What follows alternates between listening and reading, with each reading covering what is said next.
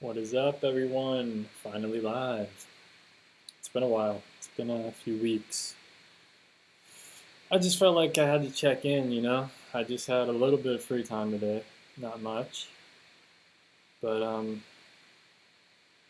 yeah, so I figured, boom, let's do a live stream because I wanted to do one last week at the end of last week, like Thursday and Friday, but I decided to take Thursday off. I went on I actually had Thursday completely clear on my schedule, so I was like, all right, I've been wanting to do a juice fast, so I just drank juice all day and kind of just chilled out.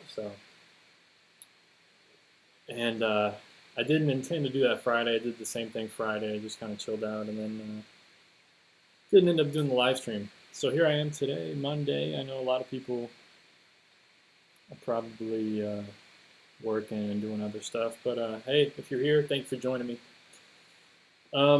So I just had a few updates of things that's been going on. I've been experimenting a little bit, not a lot, of just with my materials, and I'm getting closer, and I'm always getting closer and closer to like, boom, this is what I know I'm gonna, uh, higher quality stuff that I like using. So I found these. If you follow me on Instagram, you probably saw this, but I've been making my own panels, believe it or not, which is pretty cool because I have an entire roll of canvas in the corner over there that's about, I don't know, like 96 inches long, like 8 feet long, or something like that. And it's just, I don't know, I got like 20 yards of canvas. It's really unreal. So I've been making my own little panels. I only have two sizes right now. I got 4x6 and 5x7 because the reason, but check these out before I tell you the reason. It's pretty nice canvas, really nice canvas, and birch plywood. Um, I think this is 1/8 of an inch. I think I'm going to start using 1/4. It's a little bit more expensive, but I feel better, especially using if I'm going to be going a little larger, like some weirder sizes, like 10x18 and 14x24, just kind of interesting sizes. Um, they kind of warp a little bit. Um, it's hard to see it in some of these, but they're kind of like, yeah, there you go, a little bit of warp. So I think I'm going to do a thicker, a 1/4 of an inch plywood. But I do not cut these myself. That's the reason I ordered these online from Etsy. Someone that sends them out real cheap. Um, I can get like 12x12 panels for like $1 each, and that's like unheard of, really. Um, and then I can just put this canvas on there myself. Takes a little bit of time, but not much. And I have this whole canvas that I actually got free from my work a few years ago. They bought a whole roll of canvas because I ended up doing some painting project for them.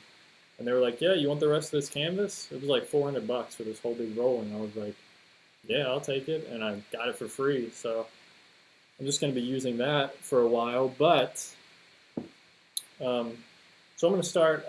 I've determined I like the seller that sells these on Etsy, and I'm going to start doing some custom orders and doing some bigger sizes, some interesting sizes, and just making my own panels because those little cheap ones that I was using, like ordering on Amazon, those were good for the first few years. Here, give me a second.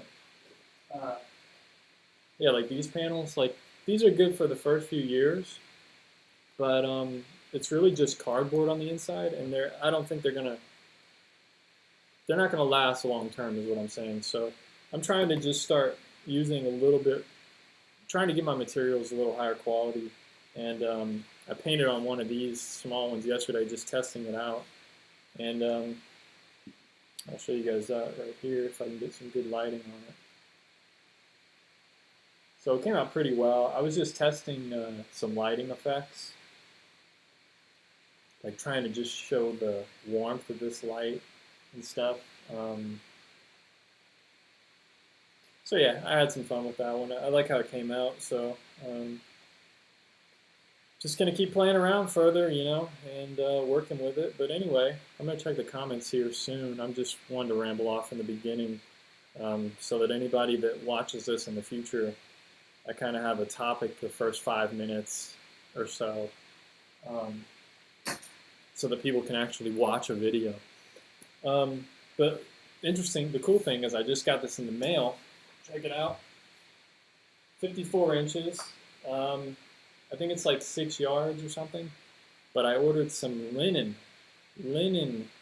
oil primed stuff. So I want to open this on the video here. Wow, it looks like all the tape already broke. Looks like, I don't even know if somebody already opened this.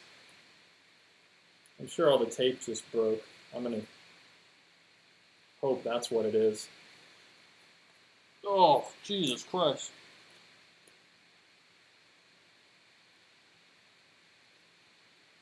Give me a second here, guys. Let's see if I can open this. But the reason I got oil primed, I've been wanting to try for so long. I've only painted once on an oil primed surface. Oil primed linen, yeah. This is what I wanted. And I found this for cheap online. Jerry's Artorama had a real cheap sale on this roll. So I was like, heck yeah, I'm trying it out right now, even though I'm kind of low on money right now. Because unfortunately this year, man, I had to pay a lot of taxes. And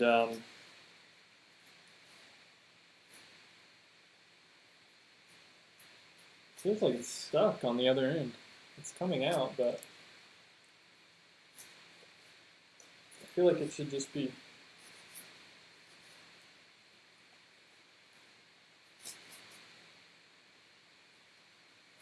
Coming out more easier, but anyway. I had to pay a lot of taxes, like, I think it was like almost $2,000 in taxes or something, and that really set me back my savings, as you can imagine. And then I had to have a stupid root canal that I had like 10 years ago. I had to have it redone because it was getting, I guess the root canal was done horribly 10 years ago. Somewhere in Oklahoma, when my mom lived in Oklahoma, I had to have a root canal in the summer. And yeah, it was just done horribly, so I had to have it redone, and that was like $1,300. I mean, I shouldn't have bought this, but I did anyway because I just couldn't handle it. Couldn't wait. But anyway, oil prime linen, here we go. But yeah, I've been wanting to try this. I've done one painting on oil prime linen. I can get it real quick. I did this painting a few years ago, or maybe a year or two ago. I was doing still lifes. And this was a free sample I got online. Somebody sent it to me as a free sample with some other materials that I bought online. And I was like, wow, this is pretty cool, you know. But now I'm finally being able to afford, sort of, now I can make my own panels.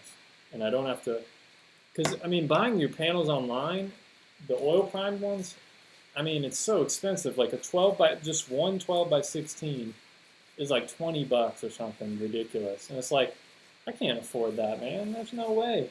And then with the shipping costs and all that. So this way, I can buy the panels for like $1 each or less than $1 each. I already got the linen, so now all I gotta do is just apply the linen and boom. Way cheaper. Just got paint all over my hands from this wet paint. So yeah,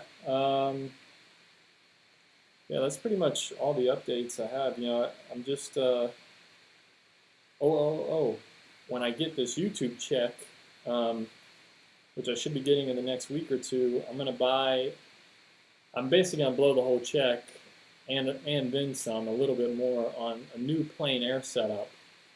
And that's going to be exciting. I've been waiting like 2 months to try to save up money to get this plein air set, so I can start doing. I've been wanting to do some plein air, and the box I have over here, this pochade box, I don't like it for plein air anymore, and I've been using it in the studio here, and it's just a pain packing that thing up and unpacking it and painting in the studio. So I'm getting a brand new plein air setup that I've been wanting for a few years, and it's more lightweight, better, just overall better, smaller, more compact setup. So yeah, I'm excited about that. But yeah, I'm excited about trying this oil prime linen. I'll have to. Oh, it looks like it just looks very thin, like coated very thinly. But maybe that's legit. I don't know. I'm buying the cheap stuff. I'm not getting the really expensive oil prime linen yet. So this is kind of just my test to see if I even like it. But anyway, hope you guys have been doing well. That's kind of just some of the things I've been up to since I haven't been making many videos, other types of videos on the YouTube. Let me go back to these comments here and see where can I get a good cheapish plein air box? Good question. You're just gonna have to do some Google searching, man. That's tough. I know they're not really expensive. I actually got mine a few years ago. I got the Sienna plein air pochade box. I think it's the medium one or the large one. I'm not 100% sure, but they're expensive. They're like $150 to $250. But I got mine on eBay. Some seller kept putting them up every month. He would put one up because it had like a defect at the factory, and it was $40. But now can't find them anymore, unfortunately. So yeah, I would just check eBay. You got to really dig and search for them. But there's people out there, just buy a used one if you have to. I did that once a few years ago when I lived in Delaware. I bought a used one from another artist, and it worked for the time being. The light effect on the 4x6 you showed was awesome. Yeah, thanks. I appreciate it. Yeah, I mean, what do you guys think about this one? I'm really experimenting with pushing. I'm really trying to push design, contrast. I'm really working on my composition now. I've been watching. That's something I've been doing the last few weeks or last week. I've been watching a lot of videos from Scott Christensen, other artists, Richard Schmid, some YouTube videos, other things on composition and what it all entails. And it's contrast, lighting, design, and it's not just the rule of thirds. I mean, the rule of thirds is so basic that that's like kindergarten stuff, you know what I mean? So I'm trying to really push my design, and it's hard on these small paintings. You can only fit so much because the brushes are big and stuff. With this, I just separated kind of this foreground shadow from the background, middle ground background, the more light on the trees. And that's what I kind of wanted. I kind of wanted to lead your eye back a little bit into the distance to this lit area, and having this shadow kind of blocking part of it. To me, it kind of adds more like mystery. It kind of creates more drama, kind of in it. I mean, it's really subtle. So yeah, that's something I'm looking forward to with buying some larger panels and really experimenting with like the mood and these lighting effects. And with this one, I'm trying to break free from like the photos that I've been using. I've kind of been like copying them exactly, and I really want to break free from that. I want to just with this one, I kind of just invented these trees. It kind of wasn't this type of scene. It was kind of just one line of trees, and instead I broke it up into kind of these two different portions for the most part. Maybe three. These are in the distance back here even more so than these middle ones. So that's something I'm really focusing on now. Is I'm really trying to push my work to have more mood, emotion, more color. I've been painting way more colorful than I was like 5 or 6 months ago. There's definitely a lot more color in my paintings now, which I'm really enjoying. And yeah, just having a lot of fun with it overall. But anyway.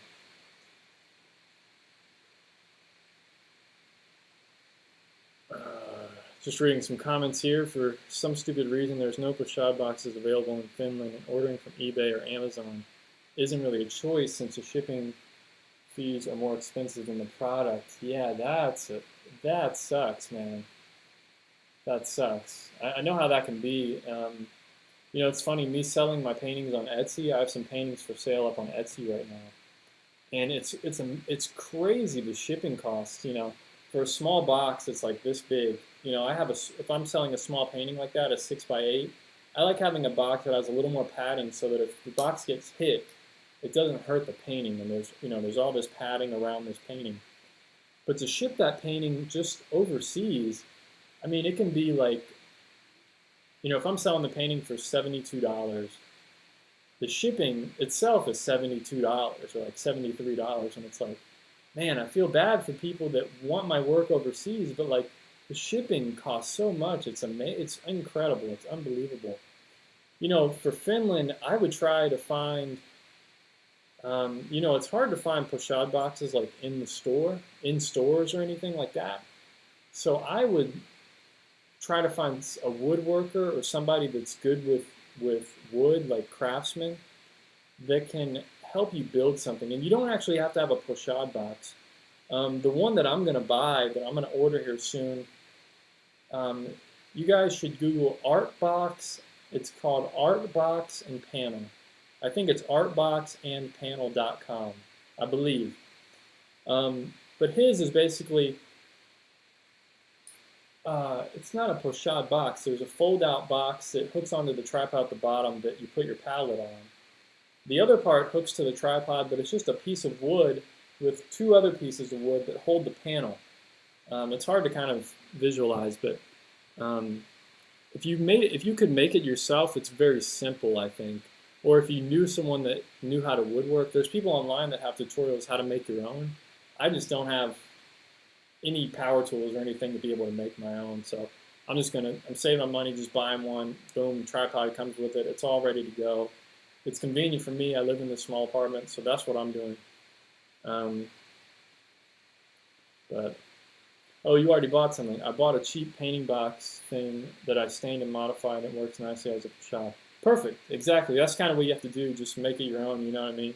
Just do what you can. If you get a chance to answer, what color palette are you using nowadays? Okay, good question. I can actually show you right now. Partly, I can show you. So here's my palette. This is actually a smaller palette that I just put the colors on. I have a larger one that I mix colors on. Titanium white. I used to use titanium zinc white, and then I realized having zinc in the painting isn't good for long term, so I don't even know why they sell it, but whatever. Or at least there's some doubts that having zinc in the paint isn't good for long term, like it cracks and stuff. So I was like, all right, I might as well just use titanium white. So that's what I do now. Titanium white, cadmium yellow lemon. I use that. It's a cooler yellow, but so I can get a lot of cooler greens, but it can still go to the warm side.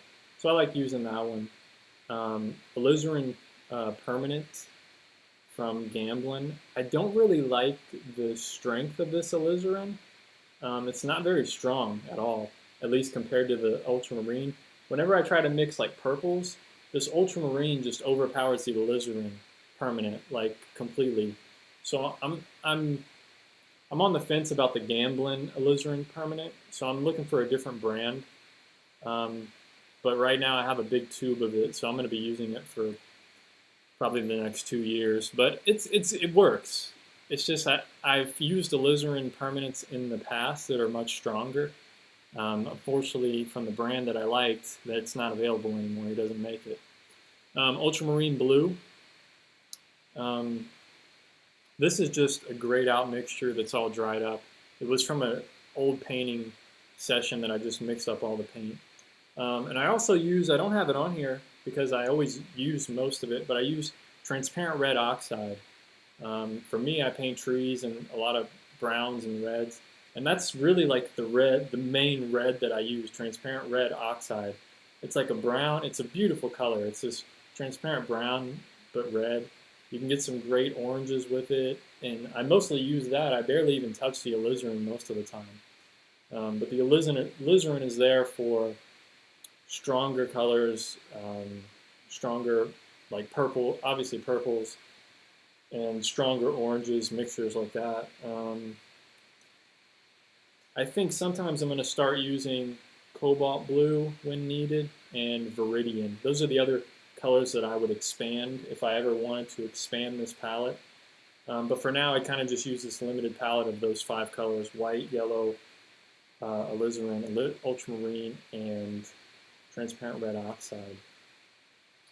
But yeah, if I was like to expand that, I would expand it with cobalt blue, which gives you more range of blues for like the sky and things like that, probably water. You know, when I start doing oceanscapes and stuff, it's going to be good for me to have viridian and cobalt blue on the palette, because then you can get a full range of blues, greens, things like that.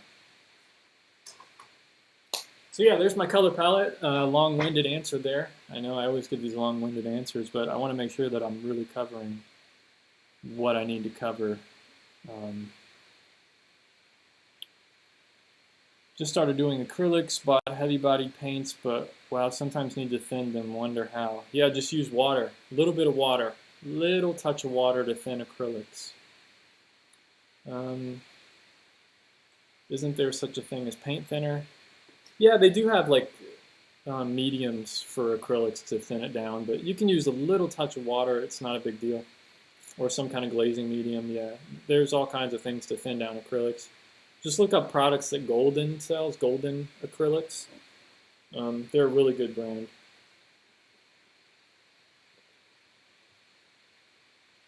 Just going through the comments here, guys, touching up. Okay, looks like I didn't miss many questions.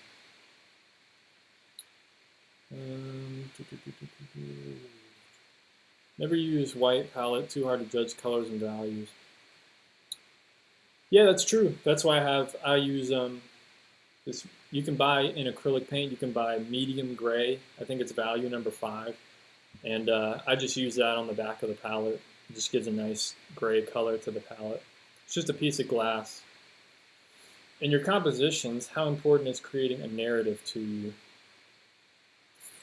Elaborate a little more on that question. Do you mean like just creating that mystery, some kind of emotion? For me, it's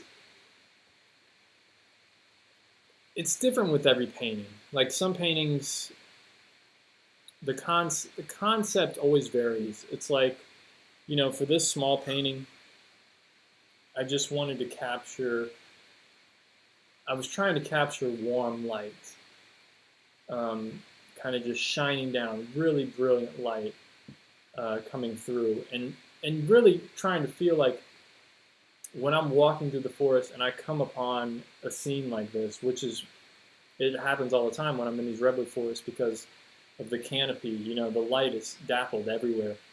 So when I'm looking at this in the distance, it's like, how did I feel at that time? Like how did I, you know, being in that shadow but looking at that light, like how does that make me feel? Like, man, that light is really bright and brilliant. And of course, it didn't exactly look like this. It wasn't that yellow or that green. Usually it's a lot more gray, or the light, you know, like midday light is much white. It's like completely white. But for this, I just, you know, capturing the warmth of the trees, that orange, that rich orange in the light of the trees, and then having, you know, the foliage lit up. It is very bright green, yellow, these translucent kind of leaves. And, you know, that's what I'm like trying to capture. And then just adding these different layers, it just adds more depth to the painting. So like having that more depth can create a bunch of different things. And in this sense, it's a lot of shadow in this painting, which happens in these forest scenes that I do most of the time, at least the coastal redwoods that I do. There's a lot of shadow, so it creates like this mysterious kind of vibe. So that's kind of like with that painting, like that's what I was going for. In other paintings, it's different. Like this one back here in the snow, like I was trying to capture like this warm light coming through, but also the coolness of the forest and also kind of the openness uh, around this tree, the openness and the snow, the coldness of the snow. You know, there's always a lot of different things to capture. I have one of a figure walking through the snow and through this forest with the light shining through, and I have it hanging up way up there. You can't see it though. So there's always like these different things to capture, but most of the time, for me, it's capturing that light, that sense of that dappled light, and you know, each scene just has a different opportunity. You know what I mean? It's it's something I'm still struggling with. I'm still exploring in my own work. So like, it's hard for me to say exactly what it is I'm trying to capture because I haven't done that much yet. I've really always been just caught up in like trying to get that light and shadow to work or getting my colors to work. I've just been in the last few months really using color more and you know, figuring out what it is I want to say with my paintings. You know, it's interesting. You know, it's an interesting little journey that I'm on, and it's fun and it's a lot of fun, and it can be really difficult because you know, recently a lot of few paintings in the last 2 weeks that I did have failed. You know, I started trying excuse me. I started trying to paint 9x12s, and I did like 3 9x12s in a row, and every one of them was a failure, and I just threw them away. It was like, man, like, what am I doing? Like, what am I trying to say here? What are these? You know, they were complex scenes. It wasn't easy stuff. It was different than that.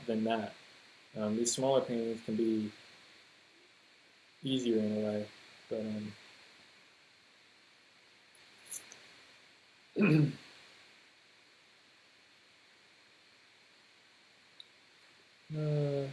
alizarin permanent from gambling is a bunch of mixed pigments, so I think it's not that strong. Is it really?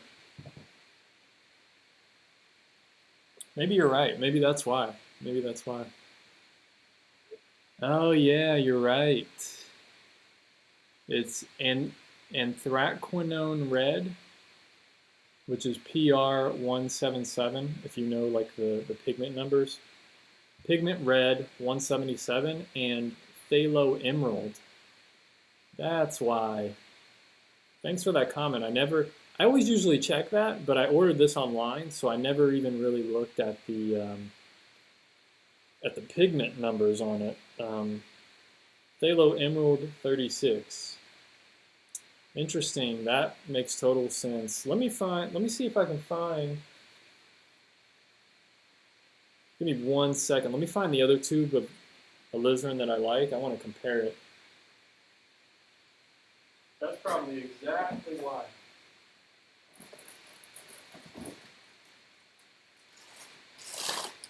Look at all this paint I have. Jesus Christ. And this is paint that I don't even use.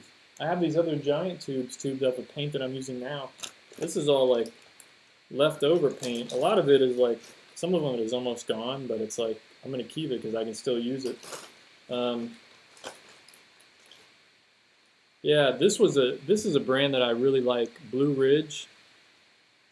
It's probably going to be tough if you're international to get this paint. Because it's an artist. He makes this himself, as you can tell by the tubing and stuff.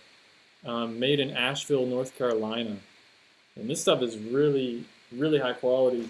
But I use gambling because I can get big cans of it, and then I just tube it up myself, like this, and then I just write on there what it is, cadmium lemon. So I have a few big tubes of this, and it'll last me a while, and it was cheaper, much cheaper to buy it in bulk. What am I looking for? I'm looking for that alizarin permanent. Anyway, let me look at these other comments.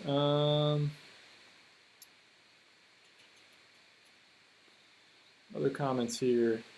Yeah, you're totally right about that alizarin. I did not even think about that. Feel stupid now. I'm watching this so I don't have to practice my gesture drawing. You should do the gesture drawing while you're watching this. You should start drawing my face. Somebody did that in one of my last live streams. Somebody was drawing my face while I was doing this live stream. You can use airbrush medium for acrylics. That's a good point. I've never really used it, but that is a good point.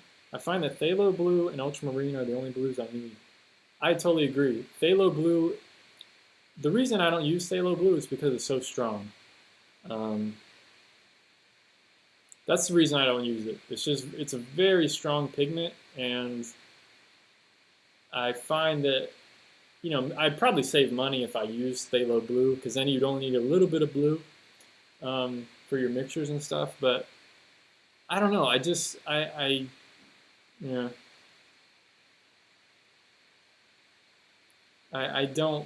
For some reason, I'm just turned off by phthalo blue.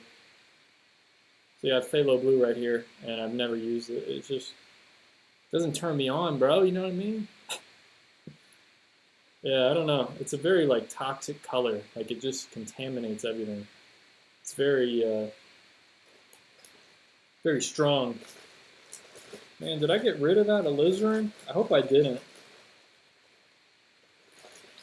I might have gotten rid of it. Damn it, dude. Oh, here we go. Permanent alizarin crimson. He stopped selling this. I'll have to look it up and see if he still sells it. Oh, he doesn't even have the pigment numbers on the tube. I'll have to look on his website. I'm pretty sure he has the pigment numbers on the website. But this stuff is good, man. I love this pigment. But he only he ended up having a fire a year or two ago, and he was making a lot of pigment numbers, and then he kind of tuned it down to only a few, and he was only making the traditional alizarin crimson, not the permanent alizarin variety. And I'd rather use the permanent one. Why use the one that's not permanent? But this stuff, man, I love this. This alizarin. I'm gonna have to find a company that just uses one pigment, one red pigment. That's totally right. Didn't even think about that. Thank you for pointing that out. All right, let's move on. Here we go. Did you ever consider basing your shadows and highlights from a 3D rendered scene, like from Blender or Maya? I tried using Blender a few years ago, and I was so stupid. I had no idea. I never got anything done in it because I did not understand it. Would you ever consider basing your shadows and highlights from a 3D rendered? Yeah, why not? Maybe. It depends on the scene and what it looks like. I think it could be a useful tool if you can use Blender or Maya, those 3D kind of things, creating your own scenes. If you could do that and use that as a tool, yeah, why not try and use that? I would try to make it as close to life as you can. There's nothing beats painting from life. You know what I mean? Nothing trumps that. Sorry for using that word. Let's not get political. What is your ultimate goal you want to achieve in life? Whew, that's a good question. That's a real good question. Man.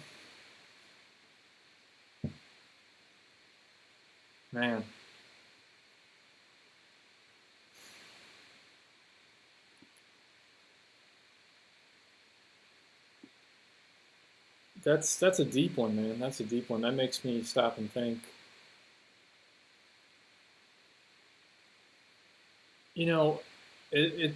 It goes along the lines of this YouTube channel. You know what I mean? And the logo for my YouTube channel, that tree with the circle around it, that oneness that is everything, that is all of us. We're all together on this planet. We're one. We're not separate. We're all humans. We're all earthlings on this planet. You know, almost everything on this, you go out in nature, everything is alive, you know.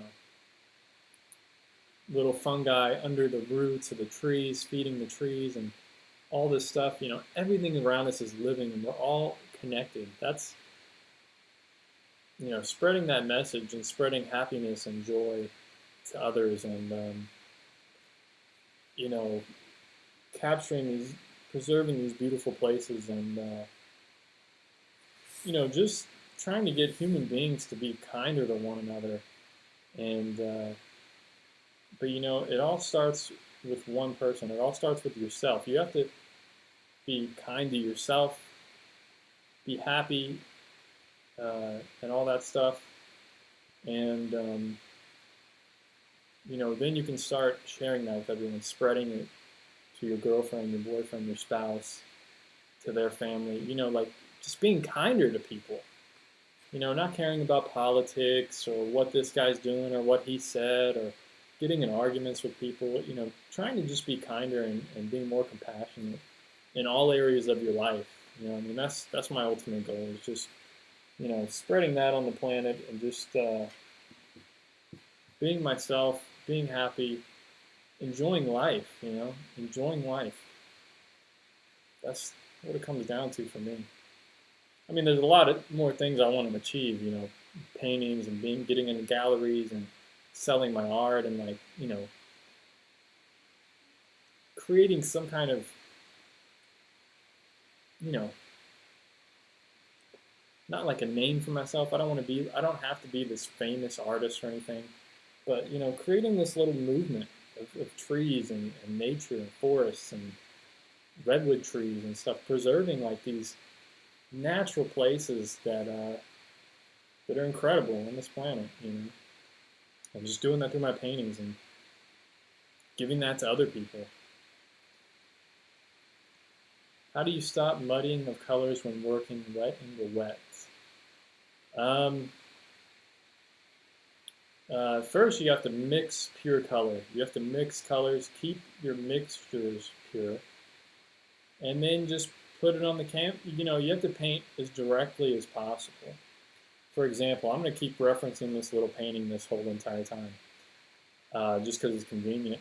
But when I was putting down these lights, I mean, I didn't put a ton of layers down. You know, I probably put like a little bit of this like somewhat darker green, but then even thicker on top of that, I put these brighter kind of highlights, accents. And you can't keep painting over and over and over it in all these different colors. You have to kind of just put it down and leave it, soften some edges if you have to. You know, it's you know, putting it down, leaving it alone, and being direct with your paint strokes and having a plan. I mean, that's a big thing, having a plan. Planning out like, okay, this is going to be in shadow, so it's going to be a cooler green. So I'm going to put this down and then maybe layer a few lights over top of that. You know, you can't have a lot of different layers. It has to be very direct. You have to paint very directly. Hope that makes sense. I'm trying to think of other ways of like what I go through when I'm thinking about this. You know, like with these trees with the light on them back here. You know, there's areas of shadow on the tree. Like here, there's shadow, dark shadow.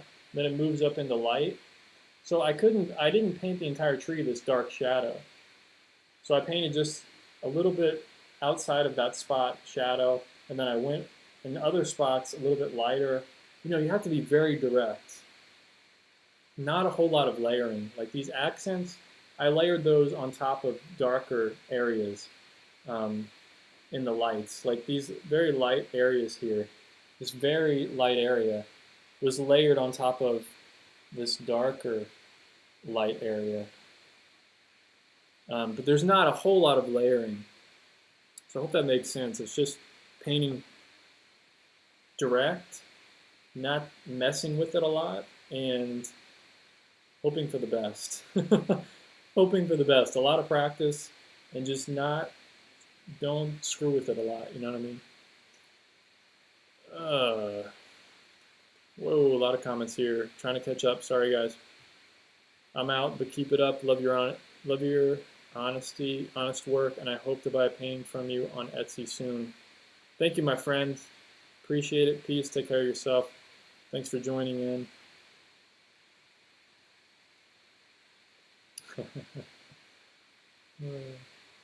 I recommend quinacridone magenta to replace alizarin crimson.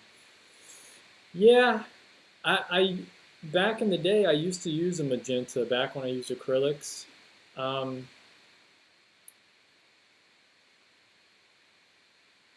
I'm you know I'm conflicted about it.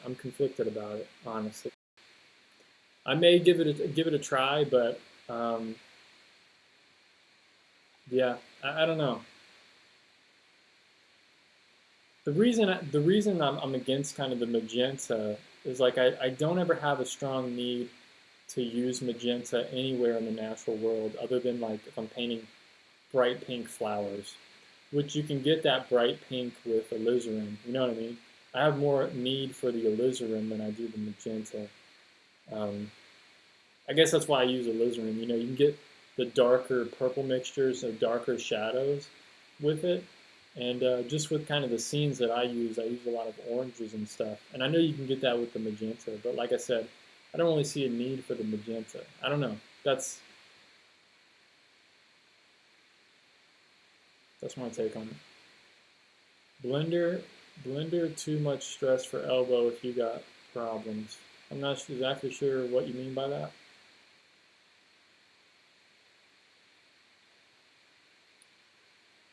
Present moment awareness. I love that.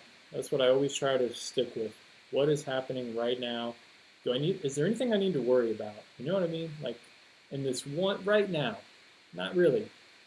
You know, I'm doing this live stream right now. I don't need to worry about what I have to do at the end of the week, which I actually have to do some work at the end of the week. I have to drive to the Bay Area. I work for a healthcare company, children's facilities, and I have to paint a gradient on a wall of 4 different colors for the branding that I created. Um, I'll show you guys a little bit of what I do. This is a business card that I created, and the logo. I created the logo. I created the whole thing: the logo, the color scheme um, for these children's facilities. 3 other logos I created. So that's what I do during my daytime. I create this branding, you know, for this company, and we're just doing a whole bunch of stuff with it, creating brochures, all kinds of stuff, website, everything. So now they have a new conference room, and I'm doing the whole thing. So on the one corner, I'm doing this gradient on the wall with those colors. So I need to buy the paint today and get all that figured out. It's going to be interesting. I've never really done stuff like that before, so it's a little out of my scope of, you know, painting, but, you know, I can paint a wall, I guess, a solid color. It shouldn't be that hard. The gradient's going to be a little tricky, but yeah, I got to drive it's like 2.5 hours away to the Bay Area, so it's...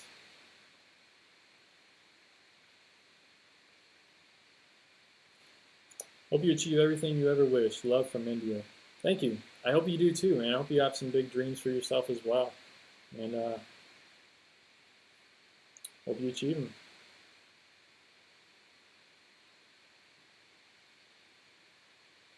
What are water-soluble oils like compared to regular oil paints?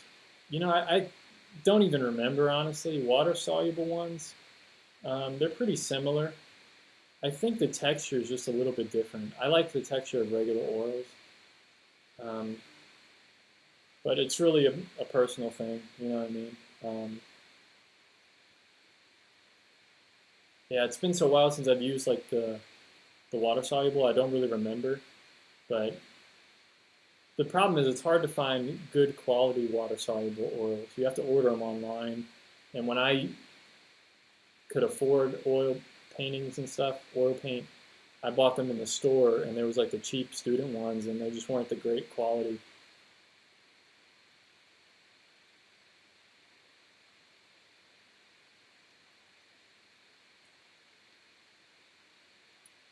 if you haven't already, do check out the Pachanga Great Oak Tree, oldest oak tree in the United States, possibly in the world. It is estimated to be up to 2,000 years old. Just a gorgeous one to do. I'm going to check that out because, you know, I have one of my dreams is, man, taking a trip around the U.S. and just visiting the most epic natural places in this country. You know, I live in this country and I've barely driven around it. Barely, you know, I've been in California for 4 years and I've barely seen California. So yeah, I'm gonna put that on my list. I'm gonna type that up right now. Actually, thank you for that. I appreciate it. Pachanga Great Oak Tree. I'm gonna look that up and add that to my list of places to go one day. Hopefully, I can afford to do that. But not only do I want to do that, I want to film the whole thing and make it an epic, like, boom, just video series so that you guys out there can experience it too. You know what I mean? I want everybody on YouTube to be able to experience these things, not just me. You know what I mean?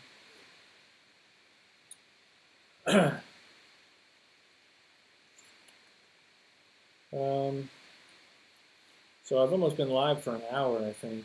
It's getting close, or 50 minutes or so. I'm going to get off here soon. I got to eat some lunch, or breakfast, actually. It's a little afternoon here, 12:30 p.m. I got to eat some breakfast. Hey, Brandon, how are you? Are you going to stay focused on oil painting, or are you going to try back watercolors or pastels? Yeah, I think I'm going to try. I would like to try possibly watercolors or pastels one day. I can't exactly say when I'm going to do that, unfortunately. I do have some watercolors that someone lent to me like 2 years ago that I probably need to give back, but I've been like, I might use these watercolors, so I'm going to keep them for now.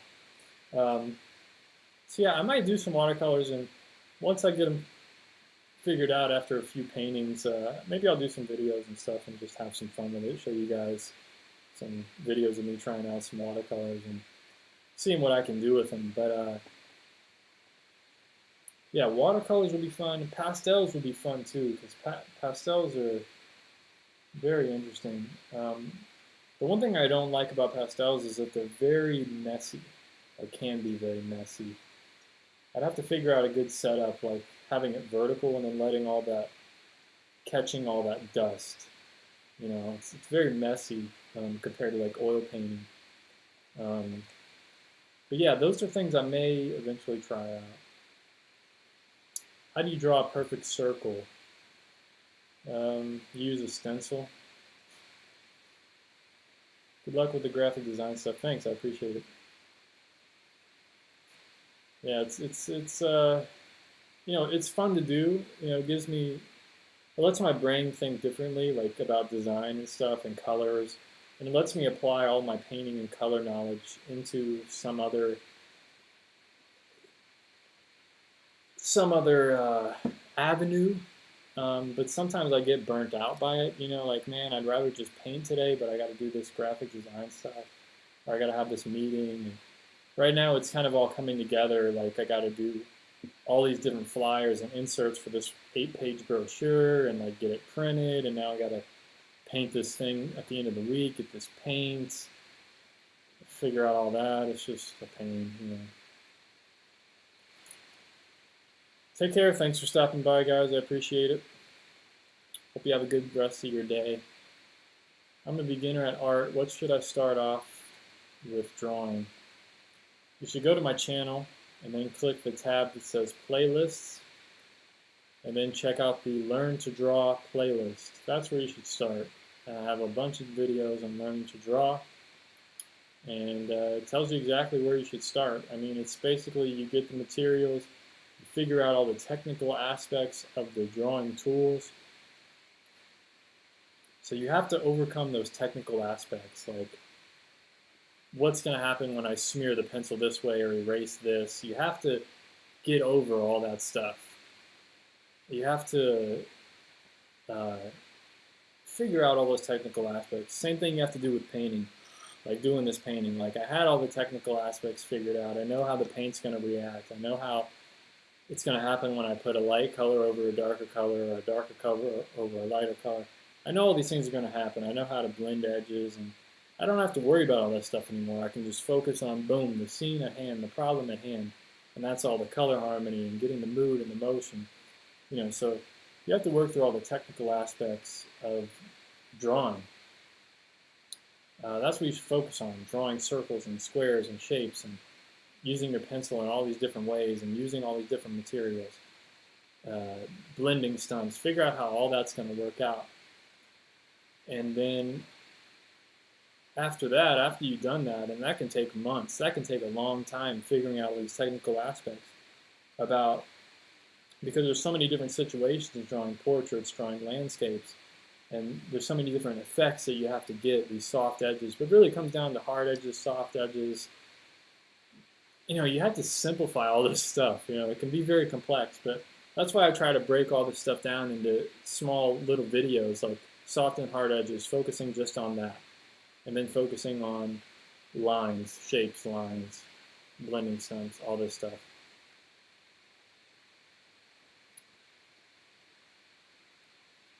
Do you ever draw with ink and pen? Not really, not recently, and yeah, I don't really, honestly.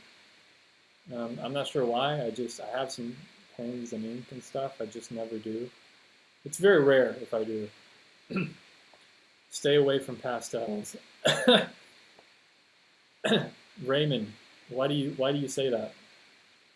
Stay away from pastels. Why do you say that? I'm curious. Let me know why you say that. But what if you want to draw realistically? My main medium is pencil. What should I practice drawing? Trying to draw realistic things, but you have to start out very simple. I mean, it's easy stuff, but I think a lot of people just don't understand the process of learning. I think it comes down to how do you learn. For me, like learning painting, I had the biggest, the greatest, what am I trying to say? The greatest increase in quality that I saw when I was painting was painting from life, painting still lifes.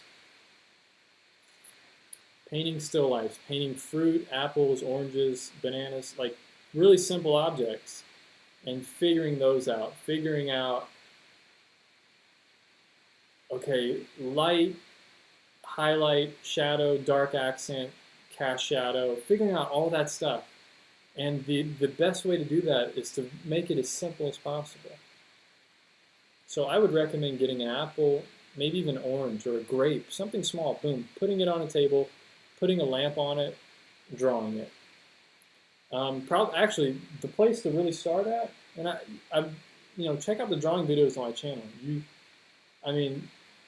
I have plenty of them, and I go over all this stuff. Especially the most recent videos. Just check out my latest videos, boom, and you'll see the value scale. Drawing that value scale from light to dark, you got to be able to render all these values from light to dark and do it smoothly. And then drawing a white egg, drawing an egg with a light on it, rendering the values of that egg. So it's basically that value scale on an egg. And you got to be able to draw realistically. You have to understand what you're observing. So you have to have a great understanding of things, and that's where people get lazy. Like they don't want to learn. They don't want to have this understanding. They just want to be good at drawing. Well, it doesn't work that way. You can't just get good at drawing. You have to have a great understanding of things. You have to. That's why I make so many videos on all these different topics and talking about them in so many different ways, because you got to have like this great understanding, this really intense understanding of all these different aspects: shadow, reflected light, highlight, light, all this stuff. So yeah, I apologize. My mic is not good. I'm using my laptop mic, so I apologize. I'm saving money to get better equipment in the future, but right now it's not even on my radar. So yeah, for drawing realistically is like you have to draw very simple stuff first and work your way up to more complex things like drawing a face. You know, drawing a face is one of the hardest things to draw.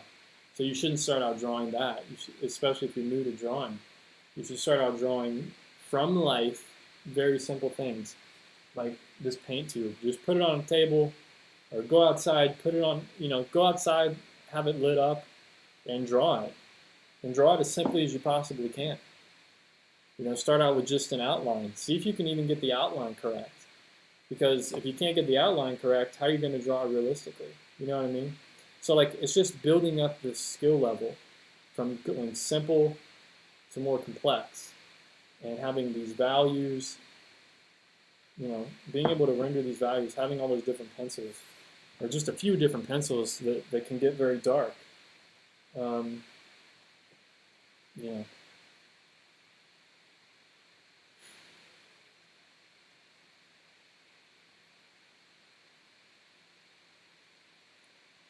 Yeah, pastels are messy. Perfect point. Yeah, that's good.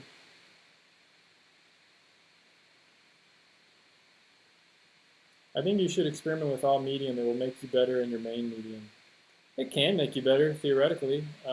Sometimes it's good to get away from it. Sometimes I jump back to pencil because pencil makes me get better at my drawing and get better at my values, and that can be very helpful. But I don't think I don't know that it's mandatory that you do other mediums. Um, it's like, should you be a jack of all trades or should you be a master of one thing? I think you should be a master of one thing. But it is good to play around with other stuff, watercolor, gouache, drawing, all this other stuff. I don't really have much access to other mediums. It's what happens when your parents don't buy you things. No, I get that.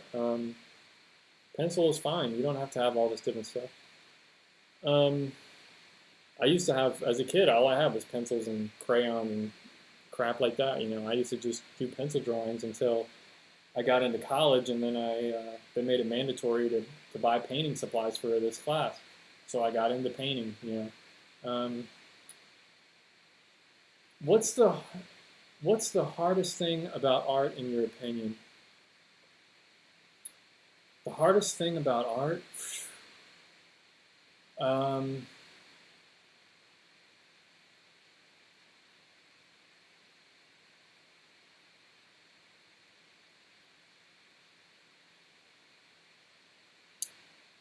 I mean, I guess it's like, mastering it, really. It's like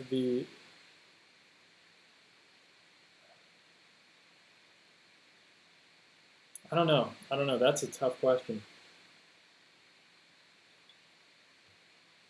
The hardest thing for me about art is, in my opinion, is like creating something that you have in your head, like getting that idea to come to fruition. Like, once again, let me reference this painting. Like getting this idea to look like that and convey that idea. Did I achieve it? I don't know. I feel like I did, but you may not agree. I feel like I got it somewhat there. It's not perfect, but it's close. It's getting, and I think that can be tough. Is like having this image in your head and knowing what you want. You really like that idea. You can see it strongly in your mind. Like, man, that's what I want it to look like. And then when you go to try to put it down and it doesn't work out, I think maybe that's the hardest thing in art is dealing with that kind of failure, quote unquote. Like you didn't, like feeling you didn't achieve it, overcoming that failure, and waking up again and doing it the next day. That can be difficult. That's probably. Oh man, that's a good. I wish I would have thought about that. Best comment here. Hardest thing about art is making a living from it. Bingo. That's exactly it. Yeah, screw all that other stuff I just said. That's the hardest thing, making a living from it. But it doesn't have to be. It doesn't have to be. It just takes time. I think it just takes time. Um, and sometimes it can be take more time for others, you know. But yeah, probably making a living from it, and over. I guess probably like getting over that failure of not rendering that idea. I don't know. Hardest thing about art is getting as good as the artist you admire. Yeah, that too, man. You should be doing this live stream, man. You should be answering these questions. I can't do it. You got all the good answers. Thanks for those comments. That's brilliant. That's exactly right. Oh man, I'm getting hungry, guys. It's 12:46 here. My stomach is growling. I haven't eaten anything today. I'm starting to get lightheaded. Oh, my dad's calling me. Yeah, I got to get off here soon. My dad's calling me. Okay.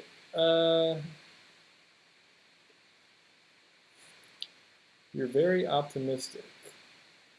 You gotta be. That's the thing, man. In life, you've got to be optimistic. I have this belief, like, whatever you think about, you bring about, man. I try to live by that. You know what I mean? Because if you're depressed every day, all day, like, man, I'm no good. I'm not. Why am I not happy? I'm not happy. Uh, Man, I wish I could be happy. I wish I could do this and be happy. Uh, you know, then how are you ever going to get to that happy place if every day you keep going, oh, I'm not happy, I'm not happy, I'm not happy. Oh, I'm just going to be sad every day. Nobody's going to want to be around you. Nobody's going to want to be with you. You don't even want to be with you when you're just sad and depressed all day. And it happens to everybody. Everybody goes through these ups and downs, you know. In the last 2 weeks, I've kind of been on this like downward kind of like slump. Like, man, I'm just, you know, what do I do? But I have to just, wake up, get out of it, and reevaluate my goals. Like, man, what do I need to do to get to where I want to be? What do I need to do? What am I not doing every day? And why am I stagnating? Why am I still here? You know. So you have to be optimistic and work toward that stuff, man. I always look at other people's art and mentally compare myself to them, even though I know I'm not supposed to do that. I mean, everybody does. Every artist does that. It's an extremely bad habit. Yeah, it can be, but it doesn't have to be an extremely bad habit. Compare it in a way that like try to find out what are the good qualities of your art that is similar to theirs, instead of just pointing out always the bad stuff. Like what is good about my painting compared to like a painting by Edgar Payne or whoever you admire out there. Like what aspects work with it, don't always just point out the bad stuff, because that can get negative. And of course, it's always good to point out the bad stuff because that's stuff you need to work on. But it's good to point out the good stuff, because then man, I'm doing something right. So I should keep that up. I should keep working on that and keep putting that in my work, but also work on the stuff I need to improve.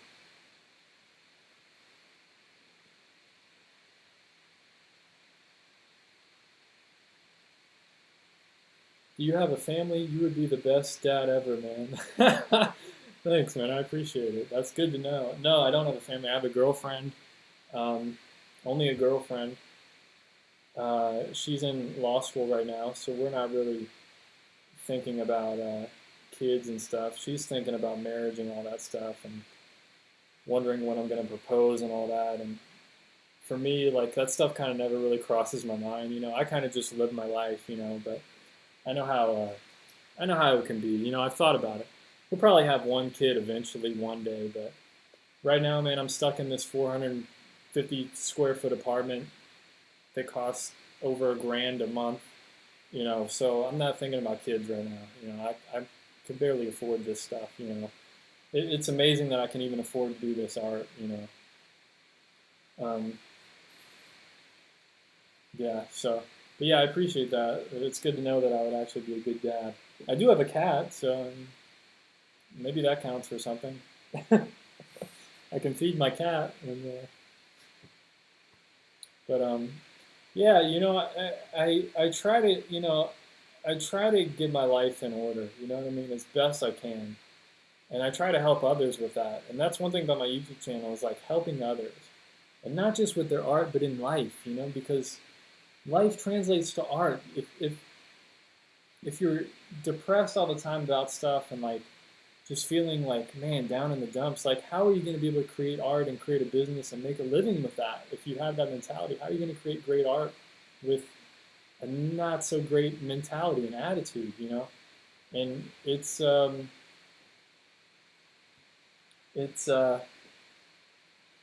it's hard to do. You got to be. I mean, it can be great emotionally, like channeling all that sadness into a painting. Like I've done that before. I've been super depressed from a breakup a few years ago, and I was just painting every day with acrylics, and I was making some great paintings. I mean, it's great to channel that emotion and stuff, but uh,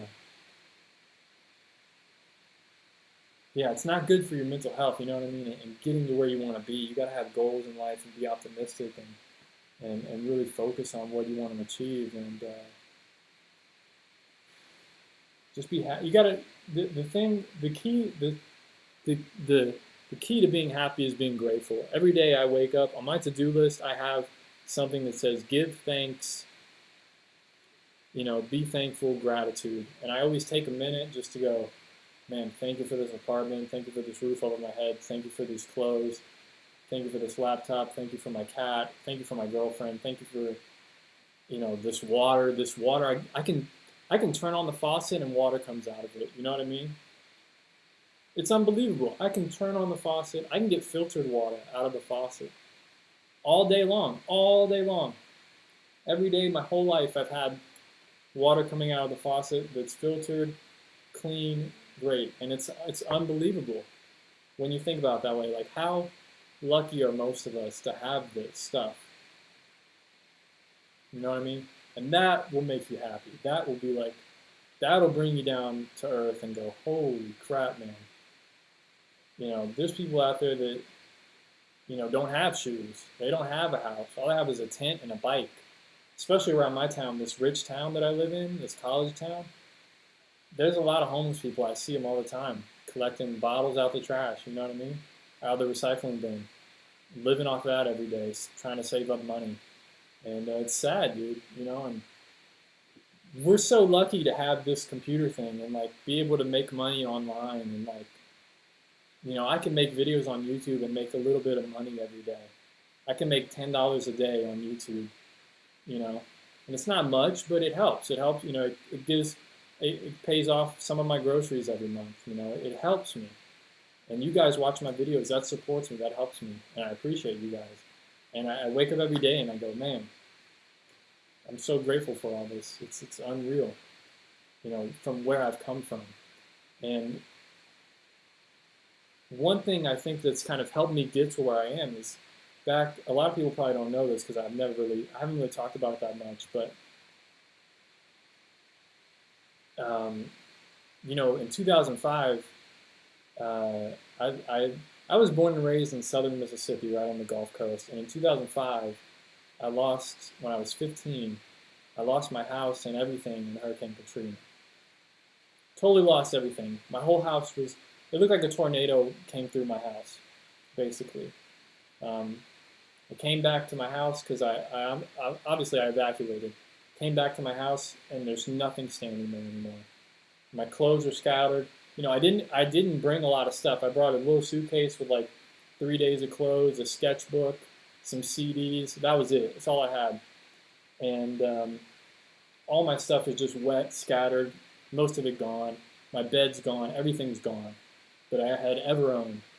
And it just made me, one thing it made me, I was sad at first for a while, that was the house that I kind of grew up in my entire life, and I lost it. I lost that feeling for probably like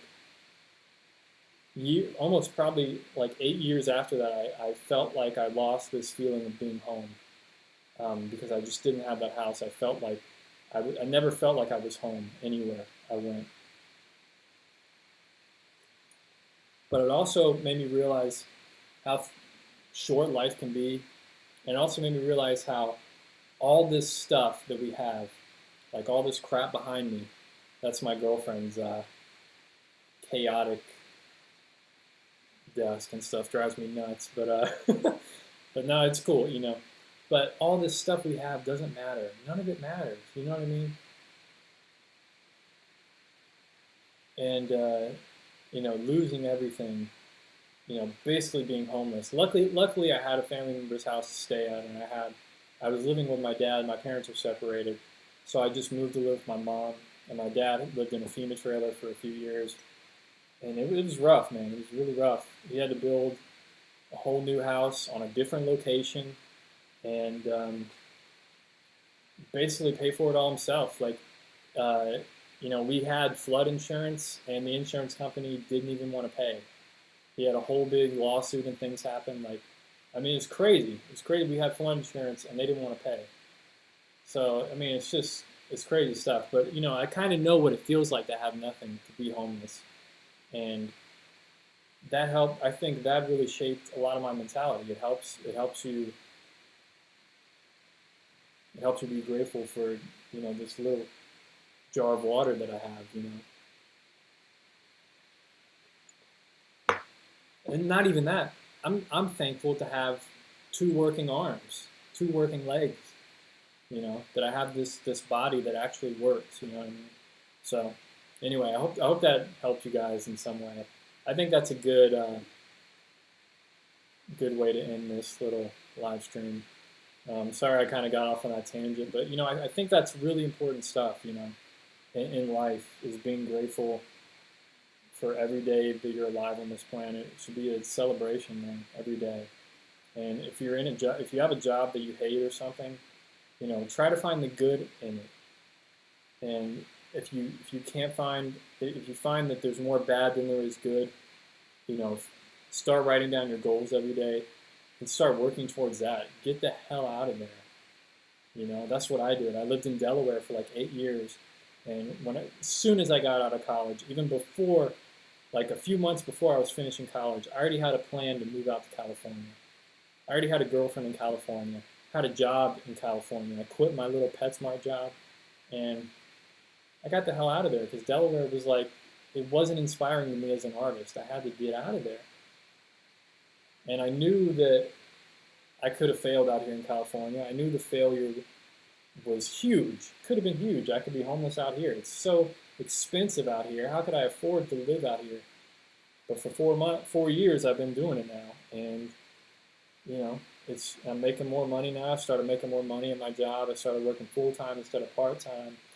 Things happen, and I think being optimistic every day is going to be better for your health, and it's going to get you to where you want to be. And you got to be strong, man. You got to be tough. Otherwise, only the strong survive. Survival of the fittest. And if you're not strong in this world, you're not gonna make it. So anyway, sorry for that little ramble, guys. I know it's pretty crazy.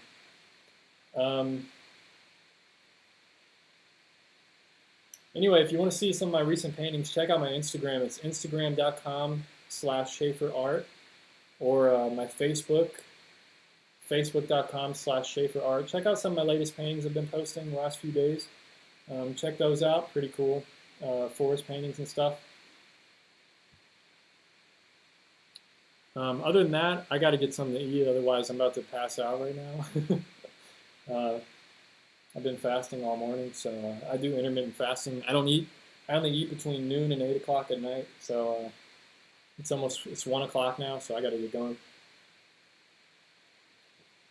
Also, I have some other things I need to get done today, and appreciate all you guys for supporting me here on the YouTube channel. Love you guys, appreciate it, and I hope you guys can keep working on your art, man, and just have fun with it. You know what I mean? Keep drawing, keep painting. Don't get discouraged. Take care of yourself. You know, I don't say all those things lightly. You know what I mean? Keep on painting. Keep on drawing. Don't get discouraged. You know, stay optimistic. Don't get discouraged. Take care of yourself. Exercise. Go out in the sun every day. Actually, what I need to do right now is go sunbathe. I need to get some vitamin D. I've been using this vitamin D tracker on my phone. It's crazy. How low in vitamin D I really am. So I'm trying to get some, you know, just 20 minutes out in the sun every day. Boom, trying to get that vitamin D. Staying healthy. Take care of yourself, man. Exercise. I do yoga every morning for 30 minutes, stretching. You know, all this stuff, man. Eat healthy. I just bought some amazing white peaches from the store this morning. I'm about to have a peach party, bro. I'm about to have a peach party. Anyway, keep on painting, drawing. Don't get discouraged. Take care of yourself. Peace, world peace. Everybody, kindness to everyone. Be compassionate, more compassionate. You know. Anyway. So yeah, next critique video should be this Wednesday, and I gotta edit that later tonight, get it up, and there should be another video this Saturday. Should be pretty cool. And if you want some like painting lessons and other more in-depth stuff, if you want to suggest videos to me and lesson videos and stuff, get on my Patreon. $5 a month. You can do it just for a few months. You don't have to do it like forever. But for $5 a month, you know, you can send me messages, and I respond back. I respond to almost every comment. You can suggest videos. I put videos up all the time, lesson videos and stuff. So Patreon is where you get like the high quality, you know, stuff from me. So anyway, peace everyone. Enjoy the rest of your day. Boom. Thank you for watching. Take care.